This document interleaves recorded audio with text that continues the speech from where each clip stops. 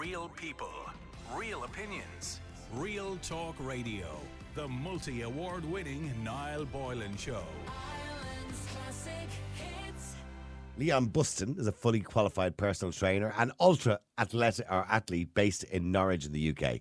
He not only helps his clients achieve their own fitness goals, but he also takes part in ultramarathons. Bet you've never heard of them before. Ultramarathons and huge mental and physical challenges. After the COVID-19 pandemic, Leon decided to run 250 kilometres across Sri Lanka. And if that wasn't good enough, in October 2022, he then ran another 250 kilometres across the Wadi Rum Desert in Jordan.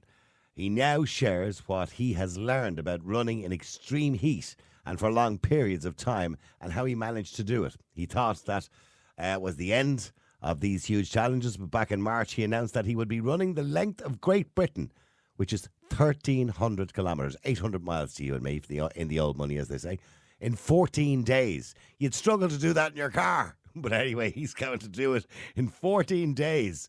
And he's doing it for the Reorg charity, which helps support veterans, military and emergency services, both mentally and physically through fitness.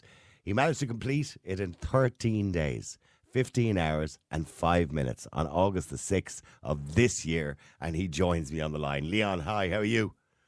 I'm very well. What a great intro. I'm surprised you're still alive. I'm surprised you're alive after that.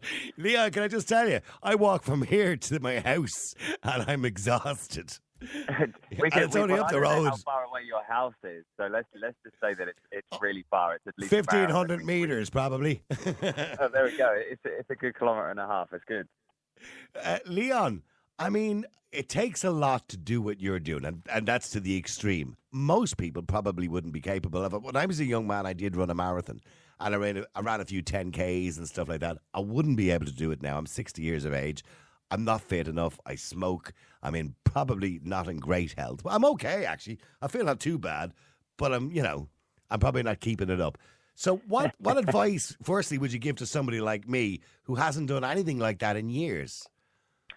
I think the biggest piece of advice, which is one of the main reasons I use, it's quite awkward, obviously, coming off the back of a social media conversation.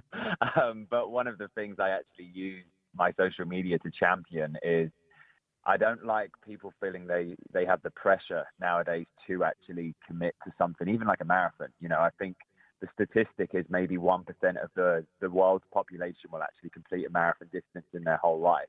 Yeah. And we're now exposed to, I've now fallen into this realm of extreme ultra, not just putting your shoes on and going out for 5-10 minutes. And I feel like there's a lot of pressure on a lot of people to feel like in order to even just have fun and enjoy it, they have to commit to a marathon at the minimum nowadays. And my biggest piece of advice is make sure that whatever it is that you decide to do, you're doing it for the right reasons. You're not doing it to impress your friends. You're not doing it because you feel the pressure from social media. And for some people, it might be doing what I've just done. Good luck. That'll be fun. Yeah. But for others, it could literally just be lacing up and going for a walk with friends for 10, 20 minutes, 2 or 3 times a week. I think it's just a case of make sure that you're doing it for you, and whatever your challenge is or whatever your mountain is, as long as you're having fun along the way and you're learning a lot about yourself, then have at it. The 800 miles, yeah. I'm blown away. The fact that you did it in 13 days, 15 hours and 5 minutes. I'm just trying to figure it out, calculate in my head how many miles a day it was, but I'm assuming that meant you were running for practically the whole day, obviously stopping for something. Or did you eat on the run? Yes, so mathematically, I work in kilometres over here. So we were averaging between 94 and 100 kilometres a day. So if I always work in marathons because that's a lot easier for people to calculate. So a marathon is 42 kilometres. So we were doing between 2.25 and 2.5 marathons a day, which was kind of scary when I started to mathematically work that out beforehand. But the way it would work, we'd get up around 5 a.m., get some food down, quite light food at that time in the morning. And then I would have like a basic fueling strategy, which would be predominantly water and electrolyte based for the first few hours. And then I would have some carbohydrates mixed in with that liquid because it was a lot easier to get down than chewing while I'm running. And then we would meet my sub team. I say my sub team like it's a huge person. It's just one person in my van. every 10 to 12 kilometers, where we would restock.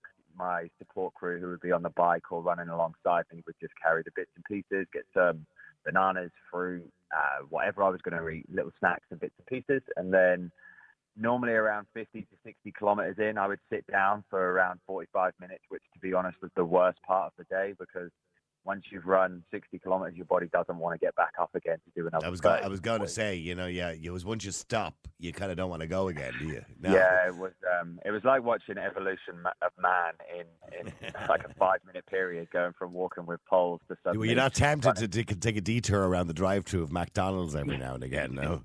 Yeah, well, we did definitely. We visited a McDonald's. The thing is with ultra, when you're doing something that big, calories become more important than macronutrients, or like what we call pure nutrition. It comes down to essentially trying to get on as much calories as you can. And unfortunately, in the nutritional world, that when it comes to calorie density, it's normally from fast foods and high-fat foods, and not the most favorable of sources sometimes. So I think by the end of it, on average, I was burning between 10 and 12,000 calories a day, and managing to consume around 4,500 to 5,000 without feeling a little bit sick. So I did end up actually losing 8 kilos over the 13 and a half days. So there's a new diet for anyone out there if they want it, but it's not. I wouldn't recommend it as a diet, but however, yeah. I mean, I was going to say that because it is, I mean, just to warn people who are going to attempt something like this, it is dangerous. I mean, it's really dangerous. Yeah. And did you consider that beforehand? Was there people saying to you, "Oh, look, don't do it, Leon"? You know what I mean? Whatever you've done in the past, okay, we'll deal with that. But listen, this is a bit much. You know what I mean? I think, unfortunately, once you've dipped your toe into the ultra world and you've come out okay, people naturally start to back you a little bit more and just kind of go, "Yeah, he's just doing his thing," you know. And there's always someone doing something bigger. You know, a friend of mine has literally just ran the entire width of America, which was 3,000 miles, and did it in 50 odd days. So when I first said about it, you know, there has been people who have completed it. So nobody kind of, apart from my wife, who always cares for my safety more than anyone, even myself. She just puts up with you, yeah, at this age, yeah. She was more concerned about, you know, my body afterwards, because my training has always been, as well as my career, it's been a tool for my mental well-being as well as my physical well-being from my teen years. So her worry was, I know what you're like when you've got an injury and you can't train for 6 weeks. And her biggest concern was, am I going to sustain a life-changing injury? You know, but and were you being watched? I know you have a lot of subscribers on YouTube and a lot of followers on social media. Were you being watched? Was this all kind of done live on social media? Were you kind of giving them updates every day, or how did that work out? So I had a film crew. They filmed a documentary, which I'm going to be releasing next year. I did a little bit on social media, but to be completely honest, you're on your feet for between 12, 13, and the longest day was 22 and a half hours. So my lowest consideration was social media coverage. Like with YouTube and stuff, I don't really use YouTube that much anymore. It's predominantly Instagram. And I just had the film crew chuck together like a 10-second taster piece each day that I could share. And then every now and again, I would put up a photo where I'd share some deeper thoughts. But to be completely honest, I was so exhausted that was. I'm looking at your YouTube channel here, okay? And I'm just scrolling up and down through it, okay? So I see different images of you at different stages, right? Not of the particular run, but just different stages over the last few years. And I see physically how different you look in each one. Your weight, well, I can only see your face really from the shoulders up, but I can see from your face that your weight fluctuates so much up and down. So I imagine that's from each individual run. You lose a lot of weight, and then you have to work, obviously, on putting that weight back on again. Yeah, sometimes as well, like the timeline on YouTube can be quite all over the place. So if you think of the time, and maybe 10 or 11 years I've been on social media, I was bodybuilding back in the day, traditional bodybuilding split. So a lot more, you know, your standard muscular aesthetic physique, lower body fat. And then I went into CrossFit, and it was a little bit more of a full physique, a little bit bigger. And then I was kind of dipping my toe between the ultra runs and then back into weightlifting. And now, well, I've literally just come from a jiu-jitsu session. I do a lot of jiu-jitsu now. and a little bit of conditioning alongside it. So my body kind of just tells the story of the way in which that I'm using it nowadays, which is something that I actually, champion for everyone. I'm like, don't try to change your body to fit an image.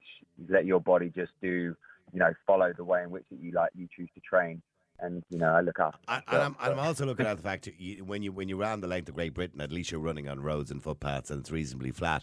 And I'm watching you here running through the desert in Sri Lanka, and it's pretty rough. I mean, and everybody knows what it's like compared to when you're running on the flat, it's a lot easier. But when you're running through rocks and gravel and mountains, and I mean. That must, and the heat, all I have to do is look at you with your fancy sunglasses on you there. The heat must have been searing. So, because if you're going to do a marathon, everybody who does a marathon prays that the weather's going to be reasonably, not warm anyway. Certainly you want to temp it, right? 20 degrees they want. Yeah, basically, yeah. So, when you were running, and I don't know what the temperature there was, but I'm assuming it was well into the 30s. Yes, so the way that they would set it up is you would be off latest 6:30 a.m. because they wanted you to be able to run in as minimal heat as possible for as long as possible. But it was 25 degrees by 8:30 in the morning, and then it was peaking around 38 to 42, I believe. And the long day, we left at 5 a.m. in the morning in the dark with head torches, and you were doing 74, 75 kilometers. So you were out for 10 hours, 10 and a half hours, and that was a very, very hot day. But does the sand make it more difficult? Now, I know you got good gear on you got good runners and everything else, but I can see the footprints in the sand. Does the sand make it more difficult? Yes. The sand just makes it irritating. So you have the way that they talk about it is 3 grades. Grade 1 is like a gravel track. Grade 2 is partially soft sand, partially hard pack, and then grade 3 is full dune, like if you were on a beach. Yeah, and, that's really hard to run in. Yeah. That's really hard. You have to run a different way. So normally we would say to run towards the midfoot contact when you put your foot down to get that spring out of each step. But when you were running on sand, you would have to try and run with a flat foot. And what I actually did, I didn't tell any of the athletes this. So anyone who's going to do it, you've got an insight. I would find someone from the top 2 or 3 who were in front of me who had a similar gait to me, and I would actually run in their footprint.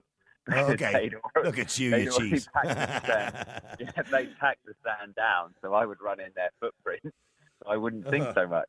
So and hopefully their leg length was the same, so the stride would be the same. Yeah, absolutely. And is there ever a moment? I mean, you talked about getting up when you did the length of Britain, right? So you get up in the hotel in the morning. Was there ever a morning where you said, "Oh, fuck this! Can't do it anymore. Yeah. Can't do it"? Was there? Yeah, I've openly said that this challenge was there was a period of time in the middle, 4 or 5 days, where if it had been 14 days, I would be essentially reading I would be ticking every box for clinical depression in my mind, from being a GP referral specialist back in the day, where I was looking after different clients who were struggling in those clinical ways. I didn't have any change of mood. I didn't smile. I didn't laugh. I didn't have fun. I didn't have a positive thought. Nothing changed in a positive sense for around 4 days, where it was just pure exhaustion, hallucinations, just so much pain that, and for some reason, it was lucky that I had the right charity, but we just kept moving forward, and it became this robotic death march for 3 or 4 days, where every single day I didn't want to get up. And then, to be honest, after the first day, nobody wants to get up and run 100 kilometers every day. Nobody wants to go to bed with that level of anxiety of having to run 100 kilometers the next day. And, anyone out there who tells you any different, in my opinion, is probably lying. Yeah, well, I suppose from your point of view, success was your aim then at that stage. I suppose when you're halfway through it, you kind of think, in for a penny, in for a pound. I don't want to fail at this stage. Yeah, it kind of gets to a point where once we got into England and we were 400 or 500 kilometers in, I know we still had, another 700, 750 kilometers to go. But it sounds quite strange. But once you're that far in, it feels like, well, you might as well just keep going. Yeah, I'm at the point of no return. Yeah, at this point, it's like, well, find out how far you can go. And for me, it wasn't it wasn't about completing it. It was about finding my edge, and I wanted to find how far I could possibly go, and find my point. And in some ways we found it. In terms of my overall physical capabilities, we didn't find it. But trust me, I won't be going any further to find that. Well, so here's the thing I was going to say to you. So you finished that one, right? Yeah. And, I'm sure the wife and everybody was concerned about you, concerned about your health. You get yourself back to good health again. 2 or 3 weeks later, you've recovered. I don't know how long it takes to recover from these things, but I'm imagining 2 or 3 weeks in, you're probably recovering well from a bit of weight back on you. Did you then say, what's the next one? What's the next big challenge? And it's got to be more than 800 miles. Is that what you were thinking? No, definitely not.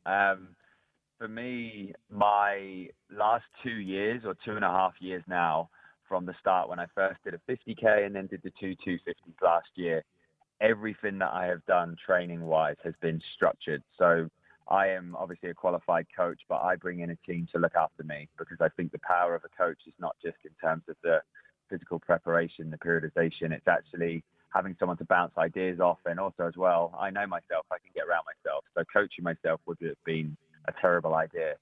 But I got to the end of this one, and I'm actually right now, I'm about to go over to Munich and run a Munich marathon next week, which is for a different sponsor. So that will be my first actual proper run since.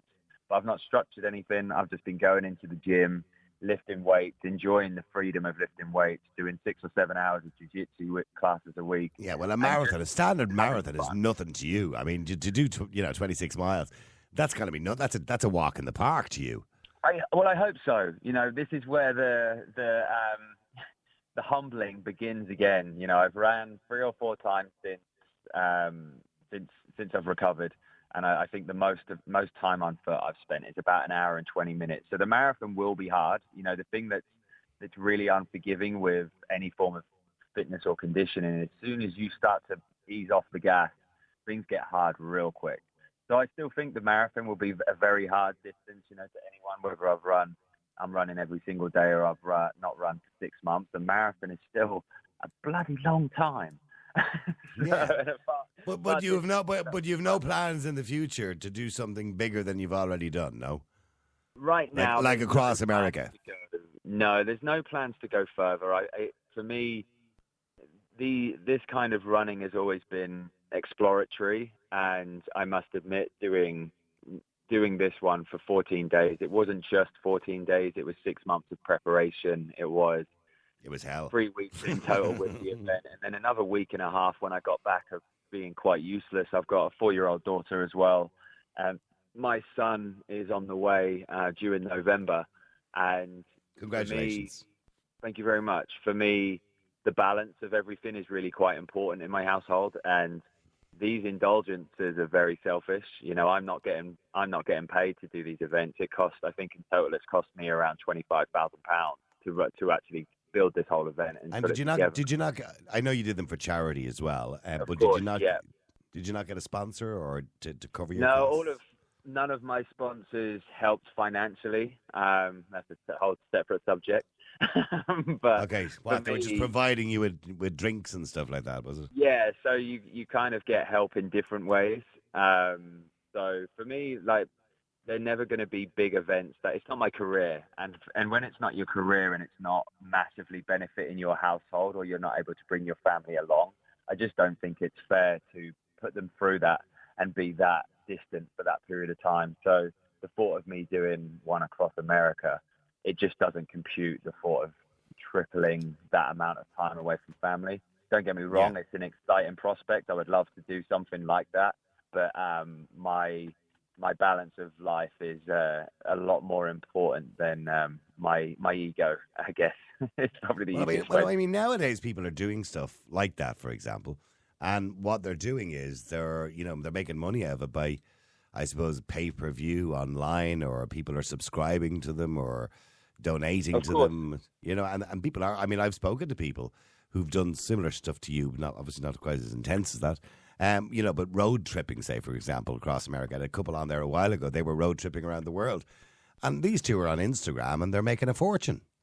Yeah, it's definitely an opportunity. For me, obviously, the documentary will be an opportunity to push it financially next year. But the thing is that's one direction, and with the pressure of trying to make money at the same time as doing something like that, I can only imagine the amount of stress. And some of the ultra athletes I've spoken to who have done similar endeavors, and then they're absolutely exhausted, hanging, and they've got to run 50 miles whilst running with a can hanging out of their hand, trying to get a sponsorship deal completed at the same time. And for me, that's just, there's enough to worry about rather as much as trying to keep sponsors happy, because I know how it works. You have to get content and you have to create certain bits and pieces. And if it is, I'm looking at some of the texts, by the way.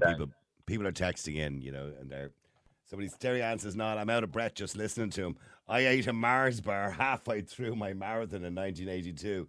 And she absolute legend.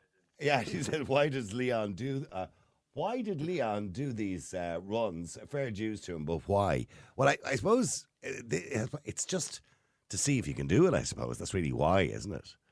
I think it's a challenge yourself. I think the simplest answer is that it would be a very long story to go into it too much, to be honest. But I will say that there was deeper reasons. For me, I was also quite fearful of no disrespect to anyone, but I felt like once I first kind of became a father and really fell into my father role, I felt like a spark for competition and pushing myself really just died, and I really felt uncomfortable about it. And for me, I've always been a competitor. Used to box, used to play football, used to do all those sort of things, and you kind of get a little bit of a spark, and then I stopped. And I just got curious, COVID times and all that sort of stuff. We got stuck at home for a long period of time, and I came out feeling quite numb and was like, I don't know if I can go dark anymore. Not that it matters to anyone else. And I just wanted to find out if I still had a spark to kind of push and really dig deep. And that's where it all started. So did the 50, then did the 250s, and really enjoyed, the breakdown and rebuild of it, both mentally and physically. And like I say, the exploration, what a great way to run around a country, running around Sri Lanka was beautiful. And then now, I'll never want to see the A9 again. No disrespect to anyone up in Scotland, but that was horrific. But it was nice to see some of it. Real people, real opinions, Real Talk Radio, the multi-award winning Niall Boylan Show.